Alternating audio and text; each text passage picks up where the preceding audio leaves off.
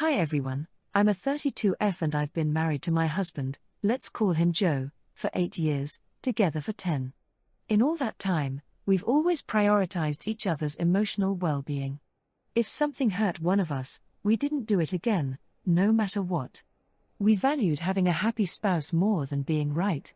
Because of this, my love and trust for him grew immensely. I was certain he'd never do anything that would break my heart. But here I am, heartbroken and disappointed. Joe owns a company, and we work together. Financially, we're in a great place. Recently, through Joe's father, we got the chance to bid for a major government contract, a massive opportunity. Due to its scale, several companies are teaming up, and one key company involved, without whom the deal won't happen, is led by a very attractive, flirty woman. She's the CEO and has openly flirted with Joe in front of me. We both noticed her behavior, and in order to avoid misunderstandings or conflict, we decided to work on the bid together. Things were okay until one meeting where, during a break, she touched Joe's arm and said something like, "If I had a husband like you, I'd never leave his side. You're someone every woman wants, but sometimes even that's not enough, someone else might steal your mind." I snapped and responded, "I'm not following him, he just never leaves my side." She brushed it off as a joke, but I know it wasn't. I saw the look in her eyes, and women just know. Later, I talked to Joe about it. He admitted she was crossing a line and that he was uncomfortable, but didn't react strongly to avoid jeopardizing the deal. I wasn't thrilled, but I tried to understand. Then today, I found out that I was excluded from a 3-day site visit for the bid, a trip requested by that woman.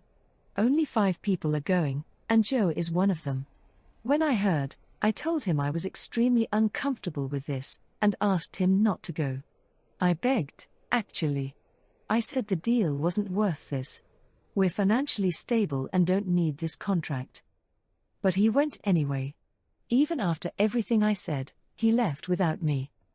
Something broke in me. I trusted him with my whole heart. I truly believed he'd never choose anything over my peace of mind.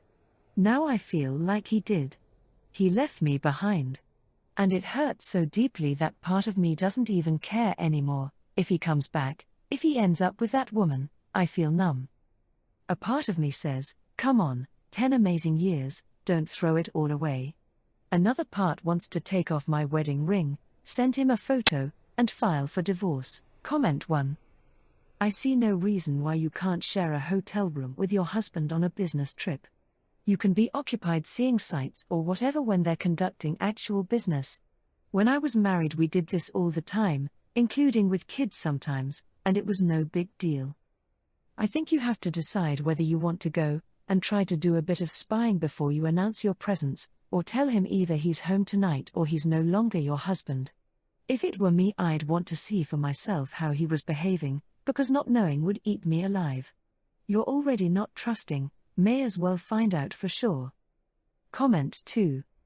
He disrespects your relationship blatantly and he allows it for the deal and proceeded to ignore your discomfort. Instead of addressing your insecurities and anxiety, he still went. I'd be livid at such disrespect towards my partner, especially with them right there. He's a douche for not addressing your anxieties and reassuring you better. I've got BPD, it's incredibly hard for me to feel secure when in a scenario like that. I feel secure with my partner, knowing that they'd put a girl in her place politely yet with an established venom. He didn't address your concerns in the way a loving secure partner would and that's a problem. Comment 3. I wouldn't show up there. If she can steal him he isn't yours anyway. She isn't the problem. Joe is. He will need to deal with the consequences of his choice like a big boy. Whether that is spending months or years regaining your trust, giving up the deal, or losing his family. Story 2. When I, M33, was preparing to go to uni, my mom confessed that there was no tuition money for me. Through the years my dad would give her cash to deposit, but she only did the first one. She spent the rest. TBH, I wasn't even surprised. I was used to being disappointed by her. She promised that she would pay me back and asked that I never tell me dad. So for 4 years I thanked them for the tuition money while I took out loans. For reasons to do with her narcissism, I have an arm's-length relationship with her, but she would say we're pretty close as she assumes my smiling and nodding while she drones on about the same stories is a relationship. We have a family cottage that she puts above everything else. She lives there about 90 days of the year.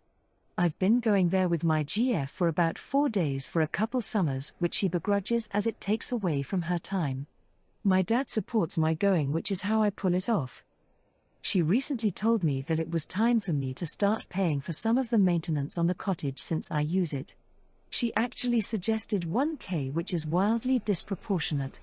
I told her she could take it out of the tuition IOU and we could negotiate the amount with Dad. She was speechless. She texted me later to say that it's manipulative to bring up the tuition and to threaten to tell Dad. It went on and on. I've been thinking about it, and first, I'm hurt/offended that she can't just do a nice thing for me, she has to get something for it. Second, I guess I'm not really over the whole tuition thing. Would I be a hole for bringing up ancient history and not paying her for use of the cottage? Edited to add, at the time, it never occurred to me that I should have told him. I thought I was doing the right thing by protecting both of them. That pretty much summarizes my childhood. Comment 1. NTA, but I'm confused as to why you agreed to keep this secret from your dad. It isn't clear from your post whether or not your parents are currently married, but either way, it makes no sense to lie to your father. He thinks he spent money on your education, and for some reason you went along with this lie? Comment 2. Right? I wonder about the relationship. If it was my child, I'd be very angry at my wife, but I'd be hurt by my son. Like, do we not have a good enough relationship that he felt he couldn't tell me?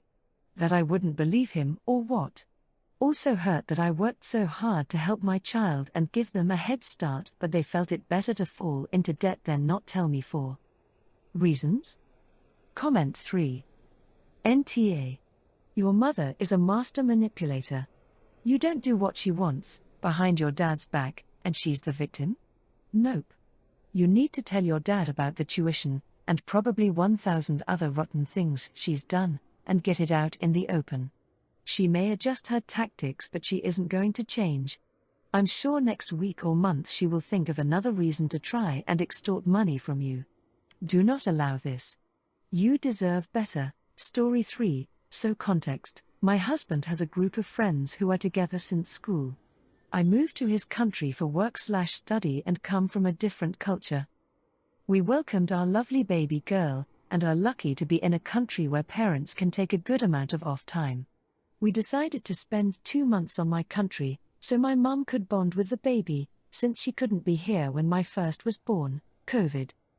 Coincidentally, a couple we know was returning from a trip around the world, and needed to rent an apartment.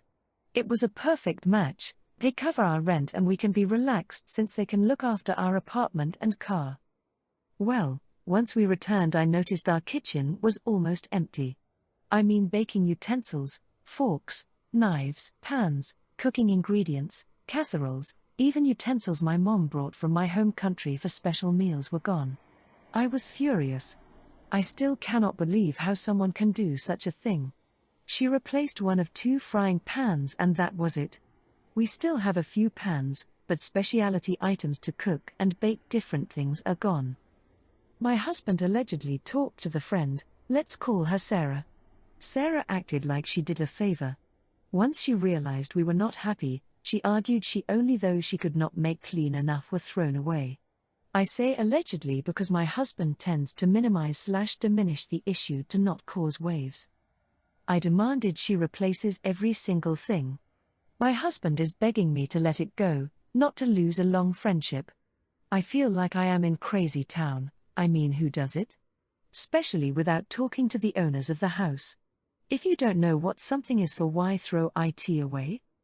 I cannot wrap my head around it. Am I the and she was just doing a favor, or am I being gaslight to high heaven? Comment 1. NTA. For whatever you do, demand they replace all of it, end the friendship, take them to court, go further if you can. A well-used casserole dish is member of the family, a well-seasoned wok like a godchild, Home country utensils are like a favorite auntie. Throwing them out is outrageous. I feel your pain. Sorry to say it may take a long time to get over this. Every special event will be a trigger. I wish you well. OP comment. I am heartbroken and my husband keeps saying it's just stuff. I am usually not materialistic, so he is shocked I care so much. But it's not about the money. One of those was a couscous maker my mom brought me from my country. There were special items from when I baked cookies for my kids. I know they were old and used, but were still good for their purpose. Kitchenware doesn't need to always be shiny. I already cried so much over it. It feels silly, but it was important to me. Comment 2. NTA. You don't throw away other people's things.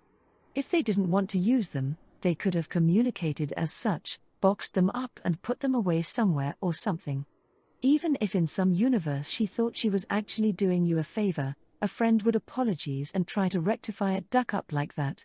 She didn't care about your long-term friendship when she decided to throw those things away, and double down on it by trying to argue and justify her behavior, so that's already not on the table anymore as far as I'm concerned. The ship has sailed. The question is just whether she pays up, or whether you pursue whatever the legal process is there to get her to pay. Story 4, I, 20F, turned 20 last week.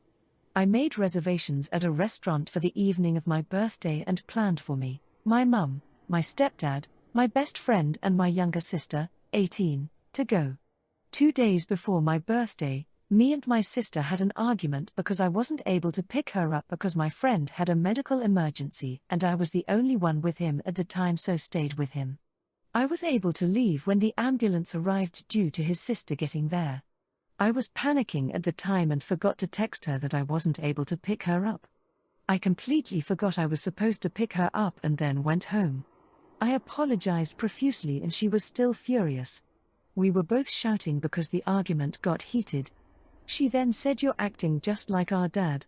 Our dad was neglectful and emotionally abusive to us growing up. We often argued with him and he frequently forgot to pick us up from school. This comment devastated me. I still have a lot of trauma I am working through because of our dad, and she knows very well these type of comments hurt. She kept repeating that I was acting like our dad and told me that I'm no better than him. I left and she tried to call me but I didn't answer. I decided to change the birthday dinner reservations from 5 to 4 and texted her that she was no longer invited. I received no reply. I had a good birthday overall, but my sister made no effort to contact me and didn't acknowledge the text I had sent her. When it came time for the dinner, she called me and was screaming that I needed to change the reservations again to include her because she wanted to come. I hung up on her. I had told everyone coming to the dinner what was happening beforehand and they seemed fine with it until we got to the restaurant and my mum told me she was disappointed I couldn't be the bigger person. I was shocked and asked what she meant and she told me what she said wasn't that bad. All throughout dinner, she kept saying that I needed to get over silly disagreements. I left after paying and haven't spoken to my mum since. I keep thinking about what happened and I don't know if my mum was right. I don't know if should have been the bigger person. Comment 1. Yes, it was a bad situation for your sister and she was likely stressed over it and probably dealing with her own trauma from your father. But you apologize profusely for your part in her stress. She doesn't get a free pass for deliberately causing you emotional distress because you made a mistake during an emergency. Her calling on your birthday and immediately screaming demands is not showing either remorse or accountability. She owes you an apology and your mother needs to stop coddling her by expecting you to cater to her tantrums. NTA. Comment 2. I would ask your mom, why does the wronged person always have to be the bigger person? You apologized to your sister and she not only didn't accept the apology, he was mean. And your reason was for an emergency, not because you were screwing around. Your sister could have at least accepted your apology. It was your birthday. Your sister wasn't interested in celebrating you, she just wanted dinner out. So boom. I'm 30F, no kids, no husband, living my best soft life. I got a decent job, my apartment stays clean, and I sleep like a baby every night. My sister, 33F, has 3 little gremlins under the age of 7 and swears she's the only person on earth who's ever been tired. Last week she hits me up on some "Hey, can you watch the kids this weekend?